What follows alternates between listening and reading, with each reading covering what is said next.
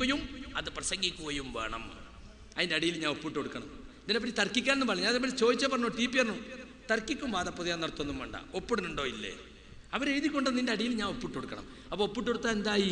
എനിക്ക് പണ്ട് ജിന്നുകളോട് സഹായം ചോദിക്കൽ ചെറുക്കല്ല എന്ന് വാദം ഉണ്ടായിരുന്നു. ഇപ്പം സംഘടനയിൽ കയറാൻ വേണ്ടി ഞാനത് തിരുത്തി എന്നിട്ട് പുതിയ ലേഖനം എഴുതി കൊടുക്കുകയാണ്.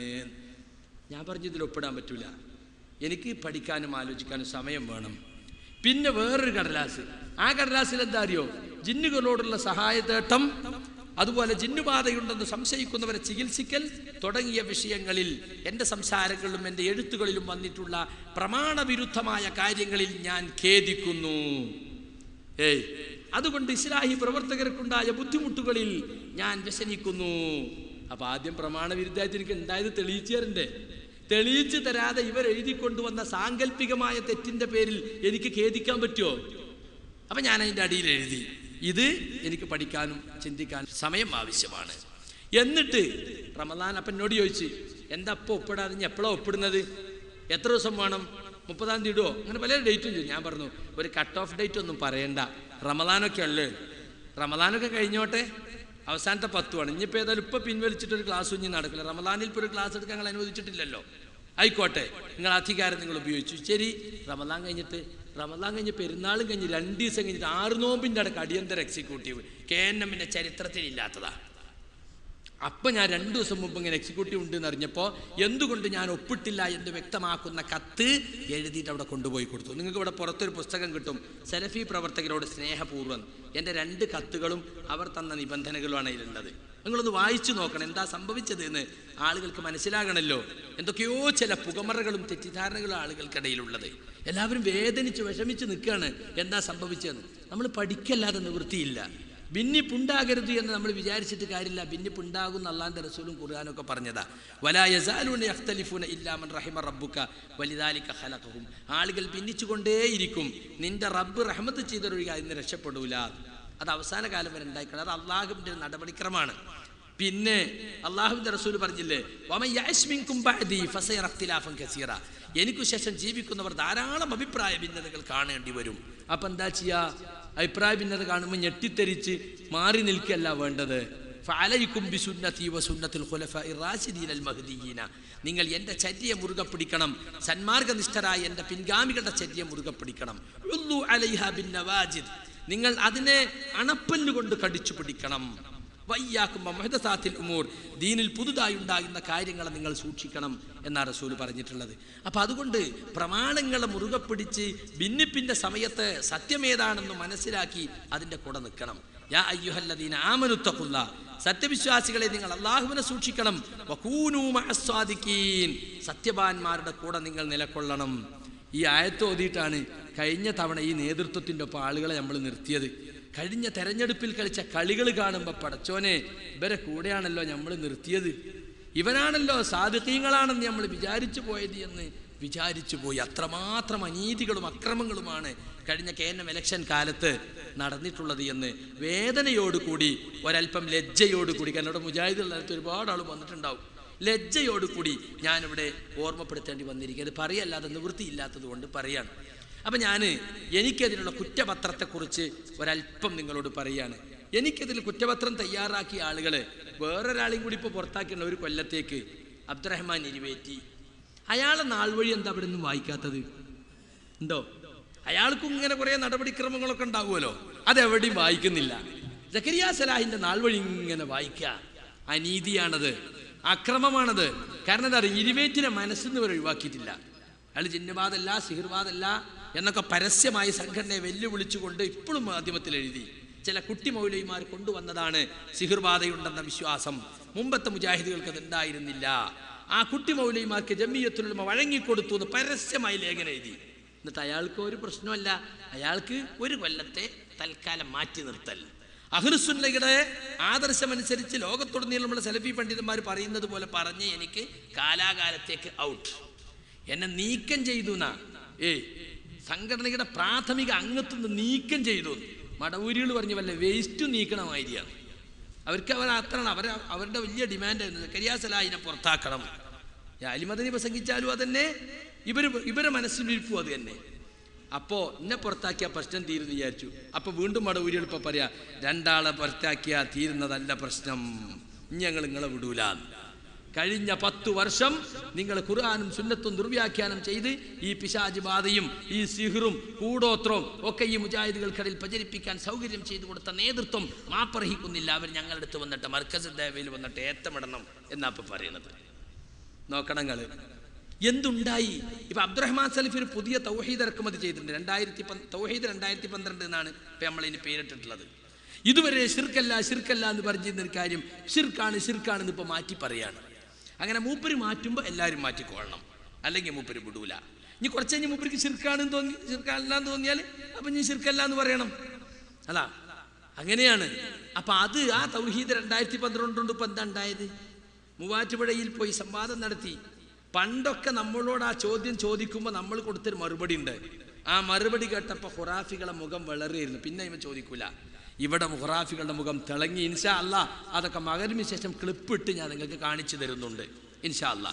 അപ്പോൾ അവരെ മുമ്പിൽ നാണം കെട്ടു, മടവൂരികളെ മുമ്പിലും നാണം കെട്ടു. മടവൂരികൾക്ക് ഇപ്പോൾ ജീവൻ വെച്ചു. അവരിപ്പോൾ പുതിയ ക്യാമ്പയിനായിട്ട് ഇറങ്ങിയിരിക്കുകയാണ്. നവയാഥാസ്ഥികതയുടെ ഒരു പതിറ്റാണ്ട്. നവ ഖുറാഫിസമാണ് കഴിഞ്ഞ 10 കൊല്ലമായി കേന്ദ്രം നടപ്പിലാക്കിയത്. നോക്കിങ്ങള് അവരിപ്പോൾ അത് വിശദീകരിച്ചുകൊണ്ടിരിക്കുകയാണ്. അപ്പം അതിൻ്റെ കൂട്ടത്തിലാണ് എന്നെക്കുറിച്ചുള്ള ഈ കുറ്റപത്രം നാടൊക്കെ വിശദീകരിച്ചുകൊണ്ടിരിക്കുന്നത്. എന്തൊക്കെയാണ് ചെയ്തത് ഒന്ന് കേട്ടോളൂ. സാധാരണക്കാർക്കിടയിൽ ആശയക്കുഴപ്പമുണ്ടാക്കുന്ന രൂപത്തിൽ ഈ വിഷയങ്ങൾ ജനങ്ങളോട് പറയരുതെന്ന് സക്കരിയ സലാഹി, ശംസുദ്ദീൻ ബാലത്ത് എന്നിവരെ വിളിച്ച് ഉപദേശിച്ചു. വേറെ ചിലരൊക്കെ വിളിച്ചിട്ടുണ്ട്, അതിൽ പറഞ്ഞിട്ടില്ല. അവർക്ക് താല്പര്യമുള്ള പേര് മാത്രമേ പറയുള്ളൂ. അങ്ങനെ കുറ്റപത്രത്തിൻ്റെ കോലം ഇരിക്കട്ടെ. അവിടെ മുതൽക്ക് തുടങ്ങുകയാണ് കൃത്രിമത്വം, തട്ടിപ്പും.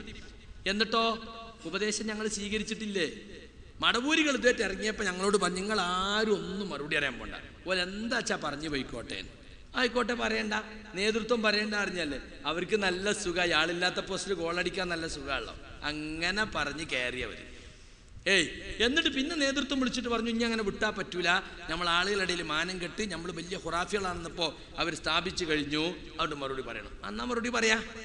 നേതൃത്വം പറയണ്ടറിഞ്ഞപ്പോൾ നമ്മൾ പറഞ്ഞില്ല, പറയണം എന്ന് പറഞ്ഞപ്പോൾ നമ്മൾ പറഞ്ഞു. എന്നിട്ടോ സക്കരിയ സലാഹി, ബാലുശ്ശേരി, ഇരുവേറ്റി എന്നിവരെ ജാമിയ സലഫി വിളിച്ചു വരുത്തി ഉപദേശം നൽകി. ഞങ്ങളെ മാത്രമാണ് വിളിച്ചത്, KV അബ്ദുൽ ലത്തീഫ് മൗലവിനെ വിളിച്ചിട്ടില്ലേ? എന്താ അതിവിടെ പറയാത്തത്? അത് ഞമ്മൻ്റെ ആളാപ്പോ, അതുകൊണ്ട് പറയില്ല. അതുപോലെ ജമീല ടീച്ചറെ വിളിച്ചിട്ടില്ലേ? വിളിച്ചു എന്നാ ഞങ്ങളോട് പറഞ്ഞു കേട്ടോ. ഞങ്ങളല്ല, ഞങ്ങളെ വേറെ സമയത്ത് അവരെയും വിളിച്ച് ഇതുപോലെ ഉപദേശിക്കും ശാസിക്കും ചെയ്തിട്ടുണ്ട് എന്നാ പറഞ്ഞാൽ അത് നുണയാണോ എന്നിപ്പോൾ സംശയിക്കണം. ഒന്നുകിൽ അത് നുണ, അല്ലെങ്കിൽ ഞമ്മൻ്റെ ആൾ എന്നുള്ളതിലേക്ക് ഒഴിവാക്കി. എനിക്കിതിലെ കുറ്റപത്രത്തിലെ 2-ാം നമ്പർ പറഞ്ഞ കാര്യം അത്. പിന്നെ 3, KNM ISM MSM നേതാക്കളുടെ മുമ്പിൽ മുജാഹിദ് സെന്ററിൽ വെച്ച് ശാസനം നടത്തി. അതിന്നെ മാത്ര ഇവരെയൊക്കെ ശാസിച്ചിട്ടില്ല. എന്താ പേര് പറയാത്തത്? മാത്രല്ല നിങ്ങളെ ശാസിക്കുകയാണ് എന്ന്. എന്തിനാണ്? സംസാരിക്കാൻ പാടില്ല, ചർച്ചയൊന്നുമില്ല ഇവിടെ, നിങ്ങളെ ശാസിക്കുകയാണ്.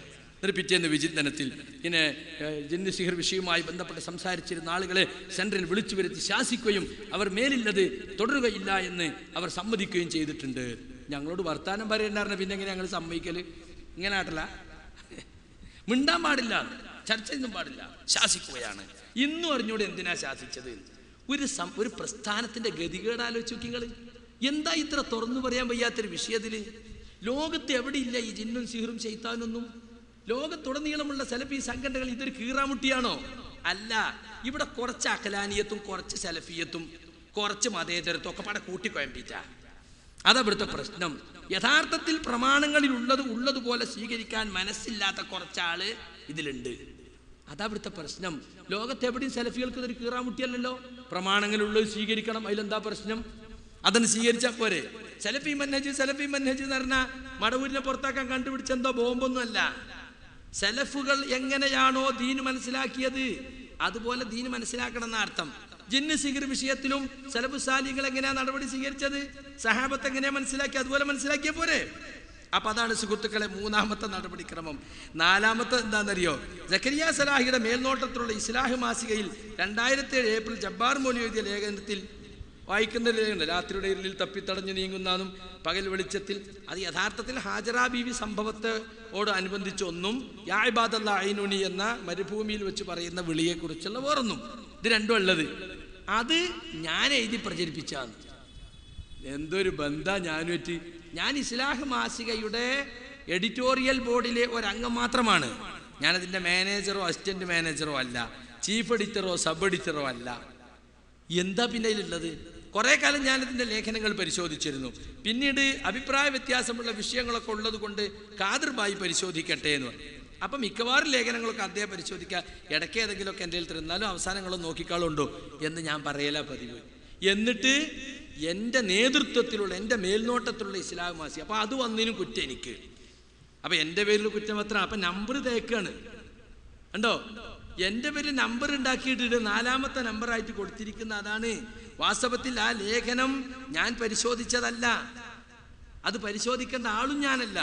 ആ ലേഖനം വന്ന് വിവാദമായ ശേഷമാണ് അത് ഞാൻ അറിയുന്നത് തന്നെ. ഇത് പല പ്രാവശ്യം ഞാൻ അബ്ദുറഹ്മാൻ സലഫിയോട് നേരിട്ട് പോയി ബോധ്യപ്പെടുത്തി കൊടുത്തതും അദ്ദേഹം സമ്മതിച്ചതുമാണ്.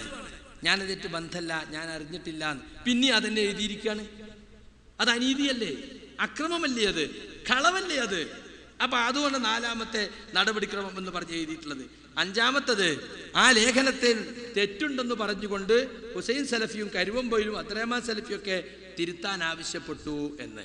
അതെന്നോട് ആവശ്യപ്പെട്ടതല്ല, അവർ പോയതും ഞാൻ അറിയില്ല. എന്നിട്ട് എൻ്റെ നടപടിക്രമത്തിലാണ് അതും ഒരു നമ്പറായി എഴുതി ചേർത്തിട്ടുള്ളത്. എന്നിട്ടോ അബ്ദുൽ ജബ്ബാർ മൊഴി തിരുത്തിയോ? തിരുത്തിയില്ല.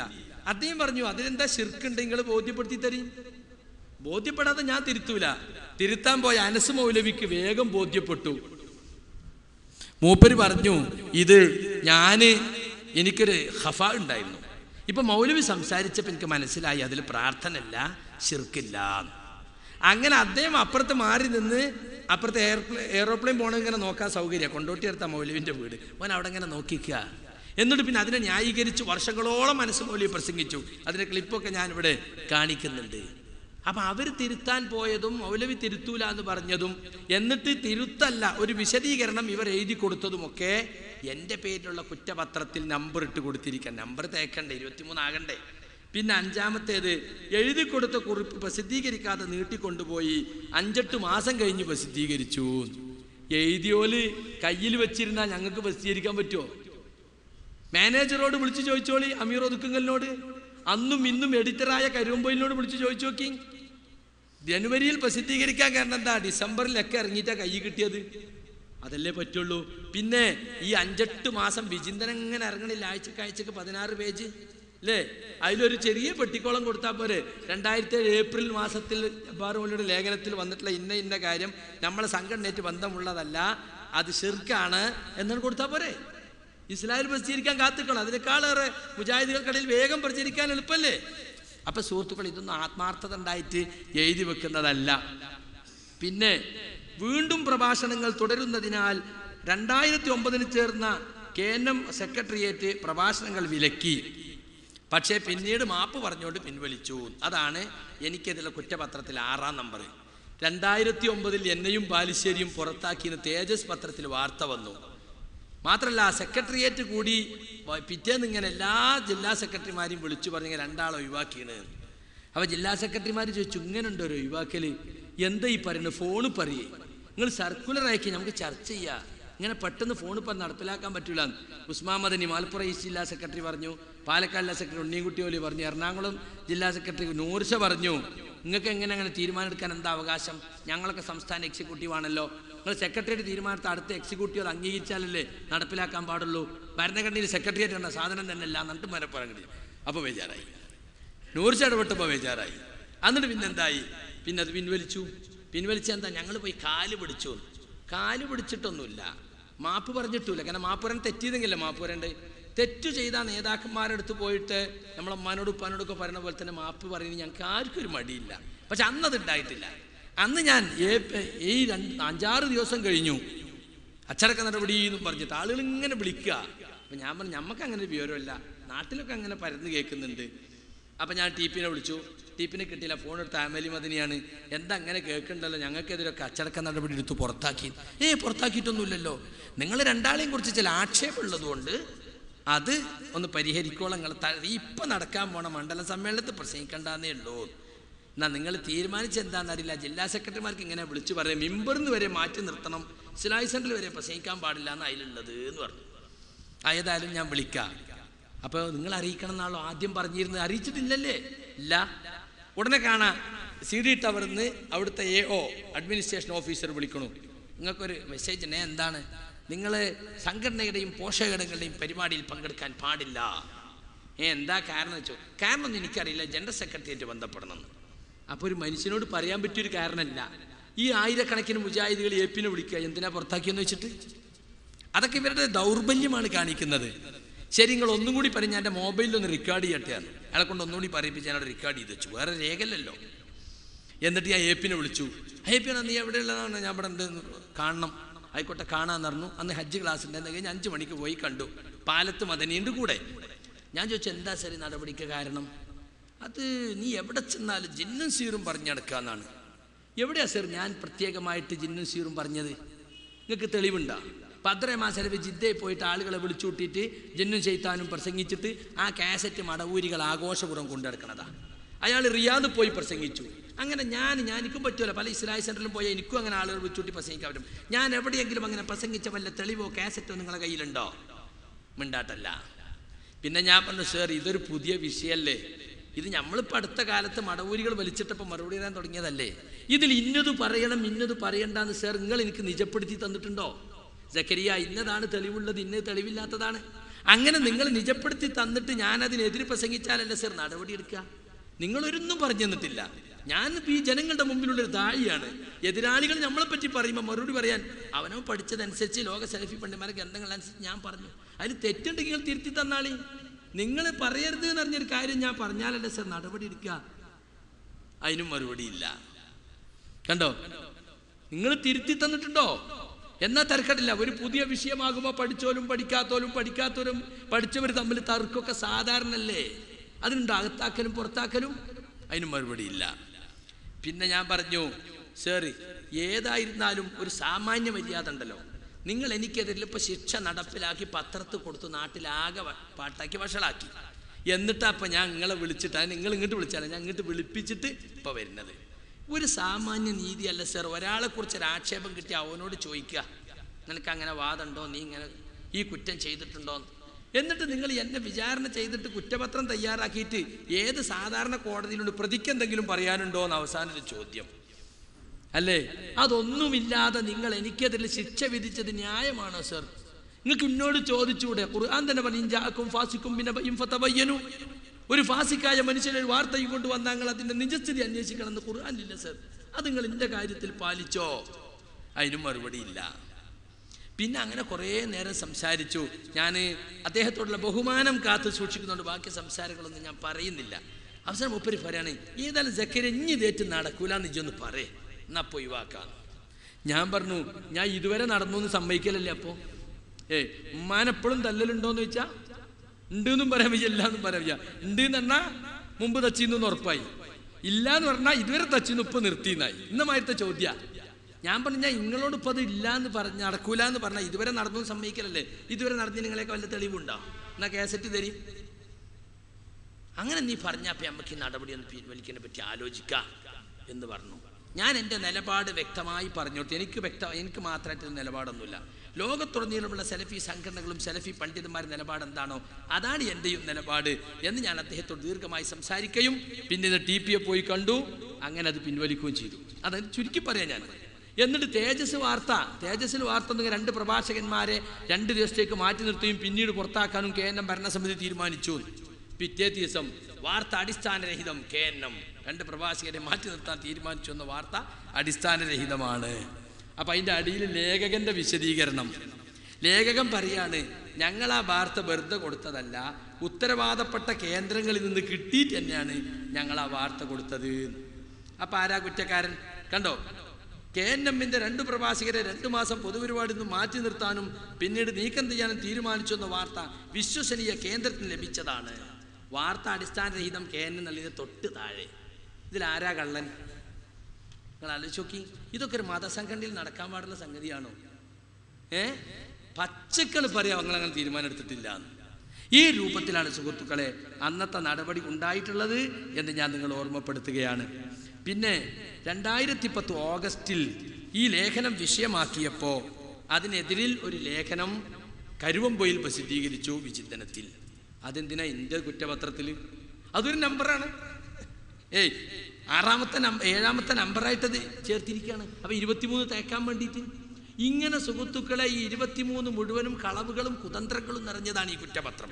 ഇൻഷാ അല്ലാഹ് എല്ലാവർക്കും വായിക്കാവുന്ന തരത്തിൽ ആ കുറ്റപത്രത്തിലെ കുതന്ത്രങ്ങൾ എന്ന പേരിൽ ഞാനൊരു പുസ്തകം തന്നെ ഇറക്കാൻ തീരുമാനിച്ചിട്ടുണ്ട്. അപ്പോൾ ഈ വിശദീകരണത്തിൻ്റെ തിരക്കുകൊണ്ടാണ്, ഇപ്പം സമയമല്ല. അങ്ങനത്തെ അവസ്ഥയപ്പുള്ളത്. 26-ാം തീയതി പുളിക്കലാണ്, 28-ാം തീയതി വയനാടാണ്, 30-ാം തീയതി കാസർഗോഡാണ്, 2-ാം തീയതി എടവണ്ണയാണ്, 4-ാം തീയതി താമരശ്ശേരിയാണ്, അങ്ങനെ നമ്മൾ 6-ാം തീയതി പാലക്കാടാണ്, 7-ാം തീയതി ആലപ്പുഴയാണ്. ഇങ്ങനെ തുരച്ച പരിപാടി ആയതുകൊണ്ട് എഴുതാൻ സമയമില്ലാത്തതുകൊണ്ടാണ്. ഇൻഷാ അല്ലാഹ് നമ്മളൊരു റൗണ്ടൊന്ന് വിശദീകരിക്കുമ്പോഴത്തേന് ഒരുമാതിരി കട്ടയൊക്കെ ഉടയും. ഇൻഷാ അല്ലാഹ് ഇവരെ വിലക്കുകളെയൊക്കെ ലംഘിച്ച് ആയിരക്കണക്കിന് ആളുകൾ വിഷയങ്ങൾ കേൾക്കുന്നുണ്ട്, പഠിക്കുന്നുണ്ട്. കാരണം മുജാഹിദ് പ്രവർത്തകർക്ക് മനസ്സിലായി ഇത് കോക്കസ് കളിയാണ്. ഞാൻ പറഞ്ഞില്ലേ, പുറത്താക്കിയത് അങ്ങ് അംഗീകരിച്ചാൽ പോരെ എന്നപ്പോൾ ചില ആൾ ചോദിക്കണേ. എനിക്ക് യാതൊരു മടിയില്ല. കഴിഞ്ഞ 30 വർഷമായി ഈ പ്രസ്ഥാനത്തിന് വേണ്ടി ഇടതടവില്ലാതെ പ്രവർത്തിച്ചൊരു പ്രവർത്തകനാണ് ഞാൻ. മുജാഹിദ് അല്ലാത്ത ഒരു ദിവസം പോലും എനിക്ക് എൻ്റെ ജീവിതത്തിൽ ഉണ്ടായിട്ടില്ല. ഉമ്മയും ബാപ്പയും മുജാഹിദായ, മുജാഹിദ് മഹല്ലിൽ ജനിച്ച, ഒരു ഖുറാഫാത്തും ജീവിതത്തിൽ ഒരിക്കൽ പോലും ഉണ്ടാകാത്ത ഒരു ജമാഅത്തുകാരനായിട്ടോ ഈ പ്രസ്ഥാനത്തിലല്ലാതെ ഒരു ദിവസം പോലും ജീവിക്കാത്ത ആളാണ് ഞാൻ. MSMൽ മെമ്പർഷിപ്പ് എടുത്ത് അന്ന് മുതൽ സംസ്ഥാന എക്സിക്യൂട്ടീവിലുള്ള ആളാണ്. MSM പിരിയുന്നവരും MSMൻ്റെ ജില്ലാ സെക്രട്ടറി, ജില്ലാ പ്രസിഡന്റ്, മേഖലാ സെക്രട്ടറി, മേഖലാ പ്രസിഡന്റ് ഒക്കെ ആയി പ്രവർത്തിച്ചിട്ടുണ്ട്. ISMൽ മെമ്പർഷിപ്പ് എടുത്ത് അന്ന് മുതൽ സംസ്ഥാന എക്സിക്യൂട്ടീവിൽ പിരിയുന്നത് വരെ സംസ്ഥാന വൈസ് പ്രസിഡന്റായിട്ടാണ് പിരിഞ്ഞത്. അങ്ങനത്തെ സംഘടനയിൽ നിന്ന് വിട്ടുനിന്നൊരു കാലം 2003 മുതൽ കേരള ജമിയത്തുമിൻ്റെ എക്സിക്യൂട്ടീവിലുള്ളതാ. ഞാൻ ഗ്രൂപ്പ് കളിച്ചിട്ട് കയറിയതൊന്നുമല്ല, എന്നെ ഉൾപ്പെടുത്തണമെന്ന് ആളുകൾ ആവശ്യപ്പെട്ടതാ. കാരണം 2002 പിളർപ്പിനോടനുബന്ധിച്ചുണ്ടായ ആദർശ വ്യതിയാന വിഷയങ്ങൾ ജമിയത്തുൽ ശ്രദ്ധയിൽ കൊണ്ടുവരുന്നതിൽ പ്രധാന പങ്ക് വഹിച്ച ആളെന്ന നിലക്ക് എന്നെയും കൂടി അതിൽ ഉൾപ്പെടുത്തിയതാണ്. ഞാൻ പറഞ്ഞിട്ട് ഉൾപ്പെടുത്തിയല്ല, അതുമുതൽ ഇന്ന് വരെ ഉണ്ട്. അങ്ങനെയുള്ള എന്നെ പുറത്താക്കുമ്പോൾ സാമാന്യ മര്യാദയും അതിനു വേണ്ട പാലിക്കേണ്ട നടപടിക്രമങ്ങളും പാലിക്കാതെയാണ് നടത്തിയിട്ടുള്ളത് എന്ന് എനിക്ക് വളരെ ഖേദത്തോടെ നിങ്ങളോട് പറയാണ്ട്. എന്നിട്ട് എക്സിക്യൂട്ടീവ് പുറത്താക്കിയിട്ട് എന്നെ അറിയിക്കാതെ ഒരാഴ്ച കൊണ്ട് കൗൺസിൽ വിളിച്ചിട്ട് അതിനും കൂടി പാസ്സാക്കിയിട്ട് 2 ദിവസം കഴിഞ്ഞിട്ട് അറിയിച്ചത്. അതിലെ കുതന്ത്രം എന്താണെന്നറിയോ? ഭരണഘടന അനുസരിച്ച് ഭരണസമിതിയുടെ തീരുമാനത്തിനെതിരിൽ എനിക്ക് കൗൺസിലിൽ അപ്പീൽ പോകാം.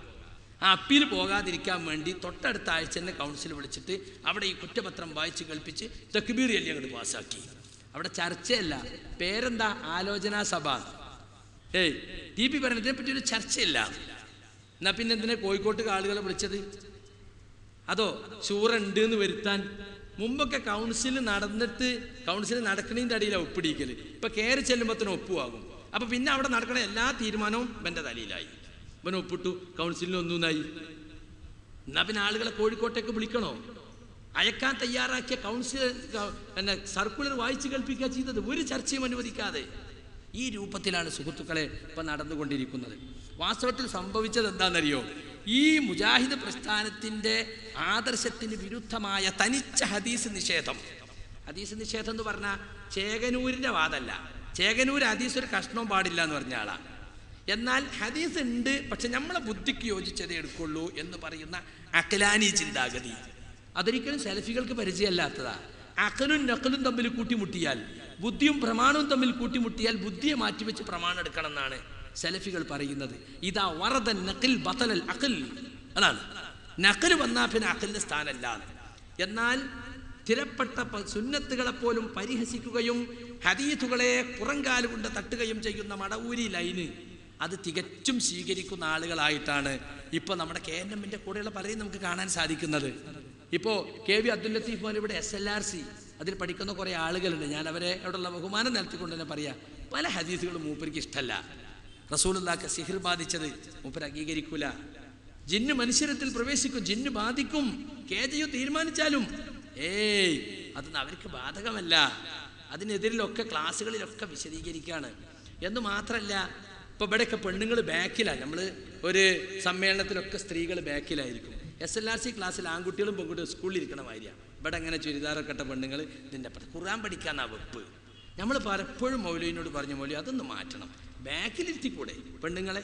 അതുപോലെ മത്സരം, പെണ്ണുങ്ങൾ വന്നിട്ട് ഇങ്ങനെ സ്റ്റേജിൽ വന്ന് ഓതുക, എന്നിട്ട് ആണുങ്ങൾ ഇങ്ങനെ മാർക്കിട് അവിടെ കാണും, പെണ്ണിങ്ങനെ കൂടിയിരിക്കുക. അതൊന്നൊരു ദീനീ സംഘടനയ്ക്ക് ചേർന്നല്ലാന്ന് പലവട്ടം നമ്മൾ പറഞ്ഞതാ. അവരെ സോവനീർ ഫുള്ള് പെണ്ണുങ്ങളെ ഫോട്ടോ, ആണുങ്ങളെ ഫോട്ടോ, നന്നായിട്ട് ഫോട്ടോ, SLRC സോവനീർ. അപ്പോൾ യഥാർത്ഥത്തിൽ SLRC സ്വതന്ത്ര സംഘടന. അവർ പണം പിരിക്കുന്നു, ബിൽഡിംഗ് ഉണ്ടാക്കുന്നു, ഒന്നും KNM അറിയില്ല. അവർ സിലബസ് ഉണ്ടാക്കുന്നു, ഒക്കെ സ്വതന്ത്ര. പക്ഷെ KNMന്റെ സംഘടനാ സംവിധാനങ്ങളെ എല്ലായിടത്തും ഉപയോഗപ്പെടുത്തുന്നുണ്ട് SLRC. ഇതൊന്നും ആർക്കും പരാതിയില്ല.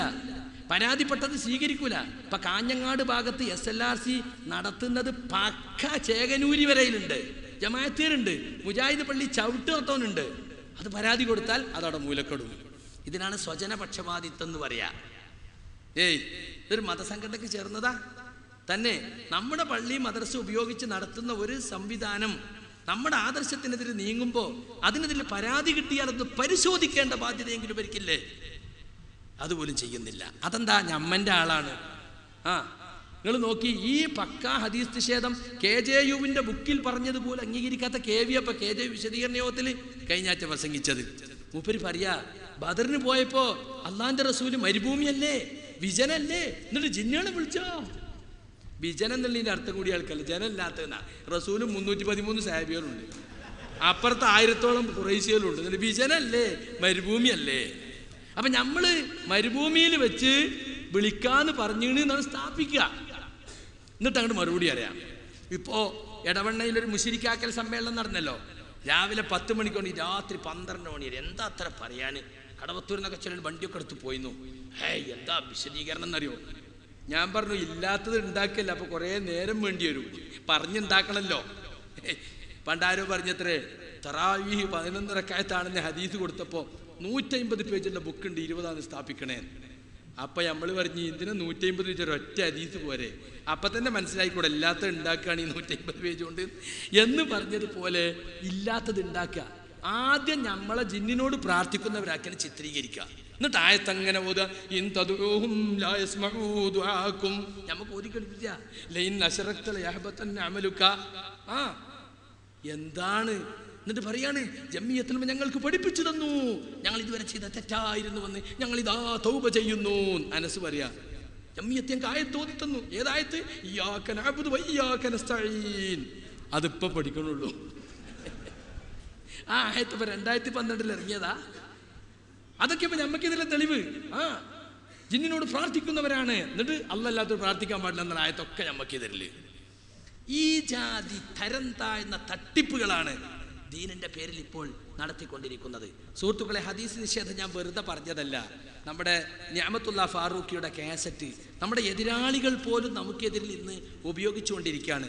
താടി വെച്ച ആളുകളെ പരിഹസിക്കുന്ന കേന്നന്മാരുണ്ട്. ഇപ്പോൾ ഒരാൾ താടി വെച്ചില്ലെങ്കിൽ കുഴപ്പമില്ലാതെ അയാളും പടച്ചോനേറ്റായി.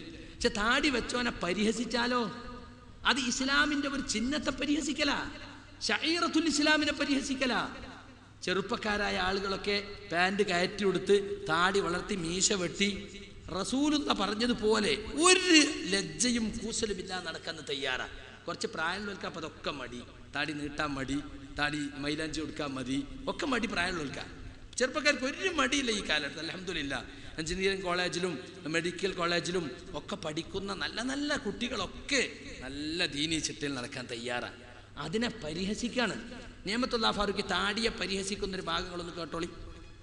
ആൾക്കാര് താടിയാകുന്ന സുന്നത്തിനെ ഫർളാക്കി, താടി വെക്കല് നിർബന്ധമാണ് എന്ന് മാത്രമല്ല അതിൽ ബ്ലേഡോ കത്തിയോ തൊടാൻ പാടില്ല ഒരു സുന്നത്തുമല്ലേ. പിന്നെ പറയാണ് താടി വെക്കാത്ത മുസ്ലിം അല്ല. തീവ്രതയിലേക്ക് പോവുക. പിന്നെ താടി വെക്കാത്തവരെ കണ്ട അങ്ങനെ നോക്കുക. ഒരു ഫറളായ സംഗതി ഒഴിവാക്കിയ ഒരു മനുഷ്യനോട് പെരുമാറുന്നത് പോലെ പെരുമാറുക. ഇത് രണ്ടും ശൈത്താനിൽ നിന്നുണ്ടാകുന്നതാണ്. ഒന്നാമത്തവൻ അതിനെ വളരെ ലാഘവത്തോടു കൂടിയിട്ട് അതൊന്നും ചെയ്യേണ്ട ആവശ്യമില്ല, മുഖത്തിന് അഴകാണെങ്കിൽ വെച്ചാൽ ഇല്ലെങ്കിൽ വെക്കേണ്ട ആവശ്യമില്ല എന്നല്ല അള്ളാന്റെ റസൂല് പറഞ്ഞത്.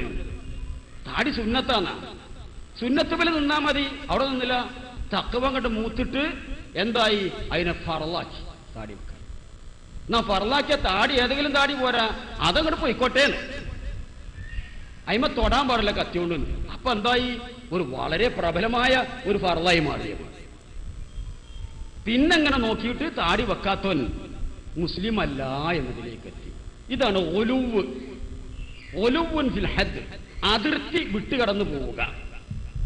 തജാവുസുൽ ഹദ്, അതിർത്തി വിട്ടുകടന്നു പോവുക. ഒരു അതിർത്തി, മതം എന്ന് പറഞ്ഞാൽ മിതമാണ്, മതം വളരെ എളുപ്പവുമാണ്. പക്ഷെ ഈ തീവ്രത കാണുമ്പം കുട്ടികൾ ഇതിലേക്ക് വരാൻ മടിക്കുക. അതിപ്പോ ഞാൻ MSMലേക്ക് വന്നാല് ISM വന്നാല് പിന്നെ ഈ കോച്ചിലൊക്കെ ഞാനും നടക്കണ്ടേ? എടങ്ങേറാണ്, എടങ്ങേറായി തോന്നും. മതം എളുപ്പമെന്നാണ് അല്ലാഹുവിന്റെ റസൂൽ പഠിപ്പിച്ചത്. അദ്ദീനു യുസ്റുൻ, മതം വളരെ എളുപ്പമാണ്. കൊണ്ടു നടക്കാനും ചെയ്യാനും ആചരിക്കാനും അനുഷ്ഠിക്കാനും ഒക്കെ ഇത്ര എളുപ്പമുള്ളൊരു സംഗതി വേറല്ല. അതുകൊണ്ട് പറഞ്ഞ് ബേജാറാക്കിയിട്ട് ഇതിക്ക് വന്നാൽ അങ്ങനെ ഒന്നും എന്നോട് കഴിയൂല, അതുകൊണ്ട് കുറച്ചും കൂടി കാലം കഴിയട്ടെ എന്ന അവസ്ഥയിലേക്ക് മനം മടുപ്പിച്ച് പിന്നോട്ട് വലിക്കുക. നോക്കണം നിങ്ങൾ എന്തൊക്കെയാ പേര് പറഞ്ഞത്. ഒരു സാധാരണ മുജാഹിദ് പ്രവർത്തകന് പോലും അറിയുന്ന കാര്യം കൂടി അദ്ദേഹത്തിന് അറിയില്ല എന്നിടത്തല്ലേ ഇപ്പോ സുന്നത്തായ താടിയെ ഫറലാക്കി ചിലർ. നബി പറഞ്ഞത് സുന്നത്താണ് എന്നാണ്. നബി അങ്ങനെ പറഞ്ഞോ? ഏത് ഹദീസിലാണ് ഇത് സുന്നത്താകുന്നു എന്നുള്ളത്? ഈ സുന്നത്ത് ഫർള് എന്നൊക്കെ പറഞ്ഞത് റസൂലുള്ളാന്റെ വാക്കും റസൂൽ അതിനോട് സ്വീകരിച്ച നിലപാടൊക്കെ നോക്കിയിട്ട് പിൽക്കാല പണ്ഡിതന്മാർ തീരുമാനിക്കണതാ. നബിയുടെ വാക്കുകളുടെ ഗൗരവം, നബി അതിനോട് സ്വീകരിച്ചത് അത് നോക്കിയിട്ട് വുജൂബാണെന്നാ പറഞ്ഞിട്ടുള്ളത്. വുജൂബു ഇഫാഇൽ ലിഹ്യ, താടി വളർത്തൽ വുജൂബാണ് എന്ന് പറയുന്ന പുസ്തകം സൗദി അറേബ്യയിലെ ദാറുൽ ഇഫ്ത പണ്ഡിത സമിതി പുറത്തിറക്കിയിട്ടുണ്ട്, ഷെയ്ഖ് ബിൻ അവതാരികയോടുകൂടി. അതുപോലെ തന്നെ തഹരീമു ഹൽഖിൽ ലിഹ, താടി വടിക്കൽ ഹറാമാണ്. എന്താണ് ആ നിലപാടിന് ആധാരം? അല്ലാഹുവിന്റെ റസൂൽ അവിടുത്തെ സ്വഹാബത്തോ ഒരിക്കലും താടി പഠിച്ചിട്ടില്ല. താടി വളർത്താത്തൊരൊറ്റ സഹാബി ഉണ്ടായിരുന്നില്ല.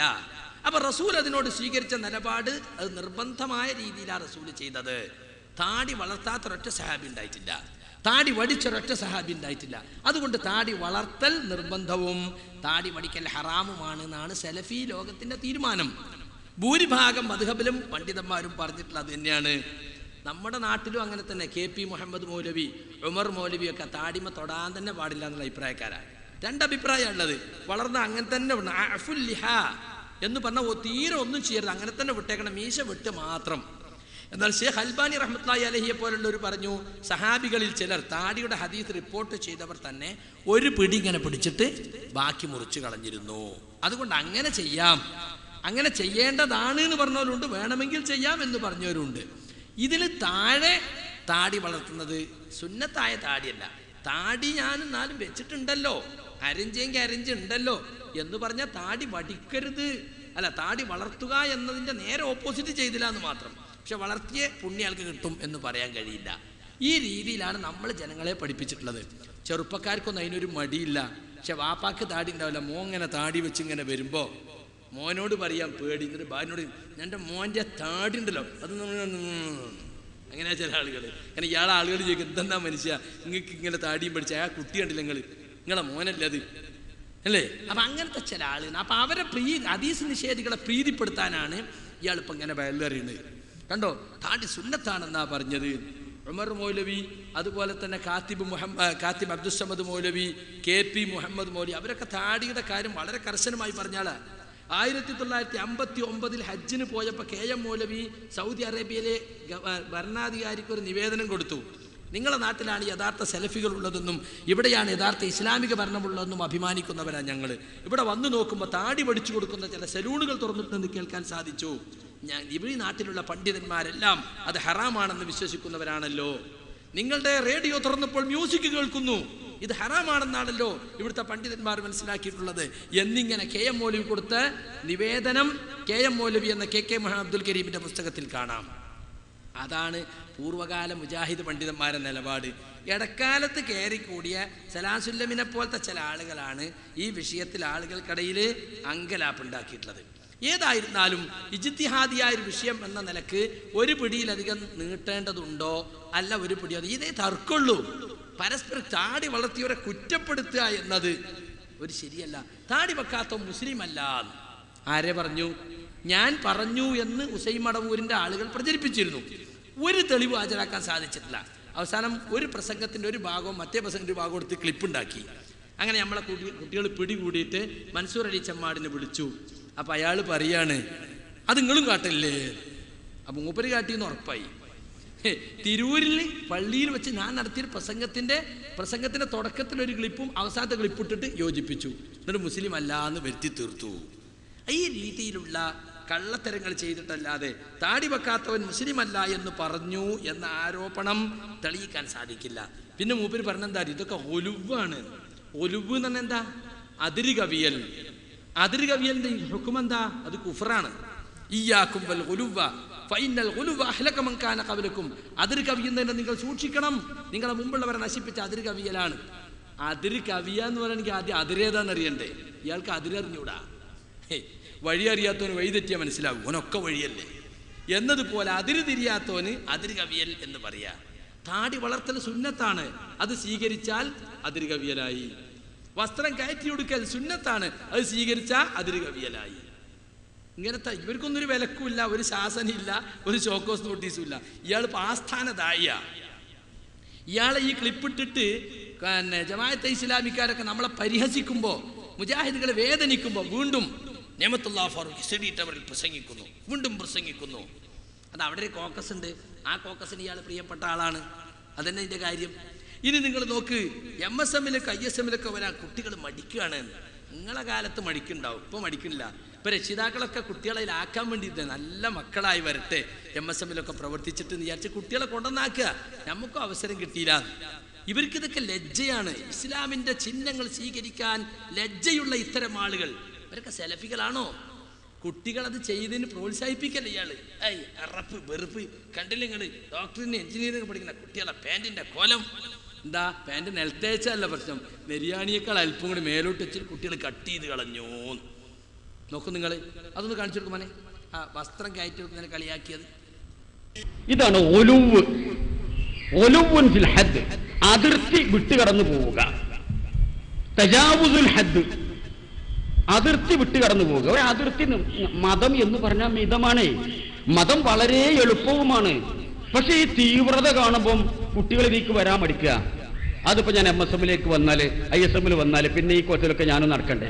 എടങ്ങേറാണ്, എടങ്ങേറായി തോന്നും. മതം എളുപ്പമെന്നാണ് അല്ലാഹുവിന്റെ റസൂല് പഠിപ്പിച്ചത്. അദ്ദീനു യുസ്റുൻ, മതം വളരെ എളുപ്പമാണ്. കൊണ്ടു നടക്കാനും ചെയ്യാനും ആചരിക്കാനും അനുഷ്ഠിക്കാനും ഒക്കെ ഇത്ര എളുപ്പമുള്ളൊരു സംഗതി വേറല്ല. അതുകൊണ്ട് പറഞ്ഞ് ബേജാറാക്കിയിട്ട് ഇതിക്ക് വന്നാൽ അങ്ങനെ ഒന്നും എന്നോട് കഴിയൂല, അതുകൊണ്ട് കുറച്ചും കൂടി കാലം കഴിയട്ടെ എന്ന അവസ്ഥയിലേക്ക് മനം മടുപ്പിച്ച് പിന്നോട്ട് വലിക്കുക.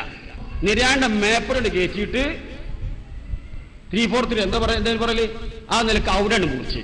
നല്ല നല്ല എഞ്ചിനീയറിംഗിന് പഠിക്കണ കുട്ടികൾ, MBBSന് പഠിക്കണ കുട്ടികൾ ഈ ഒലുവ് തലയിൽ കയറിയിട്ട് ഓരോരുത്തരോട് പറഞ്ഞ് പേടിപ്പിക്കുക. നിങ്ങളെ കത്തിരി കണ്ടെടുത്തിട്ട് നെരിയാണിന്റെ അവിടെ നിർത്തിയാൽ പോരെ, അതിന്റെ മേലെ കയറ്റിട്ട് മുറിക്കുക. അപകടമാണ്, ഭയങ്കര അപകടമാണ്. എന്താ അപകടം? നെരിയാണിന്റെ കുറച്ചുകൂടി മേലെ കയറ്റിട്ട് കുട്ടികൾ മുറിച്ച് കട്ട് ചെയ്ത് കളഞ്ഞു.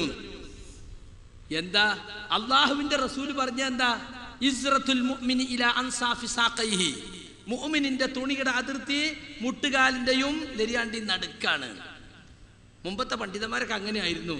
പിന്നെ റസൂൽ പറഞ്ഞു ഫലാ ഹറജ ഫീമാ ബൈനഹു വബൈനൽ കഅബൈൻ, അവിടെ മുതൽ നെരിയാണി വരെ നീട്ടുന്നതിന് കുഴപ്പമില്ല. കണ്ടോ? ഫമാ അസ്ഫലൽ കഅബൈൻ ഫഹുവ ഫിന്നാർ, അതിന് താഴെ പോയാൽ അത് നരകത്തിലാണ്. ഈ ഹദീസ് ഞാൻ പല സ്ഥലത്ത് ഉദ്ധരിച്ചു. ഈ ഒരൊറ്റ വ്യതിയാനക്കാരൻ അതിന് മറുപടി പറയും. അങ്ങനെ ഹദീസ് ഉണ്ടോ എന്ന് പറയാം നിങ്ങൾ, അല്ലെങ്കിൽ നിങ്ങൾ സ്വീകരിക്കൂല എന്ന് പറ. ഈ ഹദീസിന്റെ അടിസ്ഥാനത്തിൽ ആ കുട്ടികൾ മേലോട്ടുണ്ട് മുറിച്ചത്. ഇവിടെ ബർമൂഡിട്ട് നടക്കുന്ന എത്ര ആളുണ്ട്? മുട്ടുകാലിന്റെ തൊട്ട് താഴെ അതിട്ട് നിസ്കരിക്കാനും കൂടി വരും. അതിനൊരു ആക്ഷേപമല്ല, കാരണം അത് മൂത്രയിച്ച കേൾക്കാത്തവനും കക്കൂസ് പോയ കേൾക്കാത്ത തുടക്കണവും കൊണ്ടെന്നാണല്ലോ പാശ്ചാത്യൻ. എഞ്ചിനീയറും ഡോക്ടറൊക്കെ ബർമൂഡ് ഇട്ടുകൊണ്ട് രാവിലെ ഇങ്ങനെ നടക്കുന്ന ചെറിയ കുട്ടികളുമായി നിക്കർ ഇട്ടിട്ട്, അതിനൊരു ആക്ഷേപമല്ല. അപ്പൊ ഈ റസൂലുള്ളാഹി സ്വല്ലല്ലാഹു അലൈഹി വസല്ലം സുന്നത്തുകളെ പരിഹസിക്കുക, എന്നിട്ട് മനം മടിപ്പിച്ച് പിന്നോട്ട് വലിക്കുക. ആര്? അല്ലാഹുവിന്റെ റസൂല്. റസൂലാണല്ലോ ഇത് പറഞ്ഞത്. മുഅ്മിനിന്റെ വസ്ത്രം അവിടെയാണ് ഇതിന്റെ അതിർത്തി. അങ്ങാടിയിലൂടെ നടന്നു പോകുന്ന ഇബ്നു ഉമർ റളിയല്ലാഹു അൻഹുവിനെ റസൂൽ കാണുകയാണ്. അപ്പൊ അദ്ദേഹത്തിന്റെ വസ്ത്രം അദ്ദേഹം അറിയാതെ കുറച്ച് താഴെ പോയിട്ടുണ്ട്. അയ്യാ അബ്ദല്ലാ ഇർഫ ഇസാറക്, തുണി കയറ്റി കൊടുക്കുന്നത്. അപ്പൊ അദ്ദേഹം കയറ്റി കൊടുത്തു.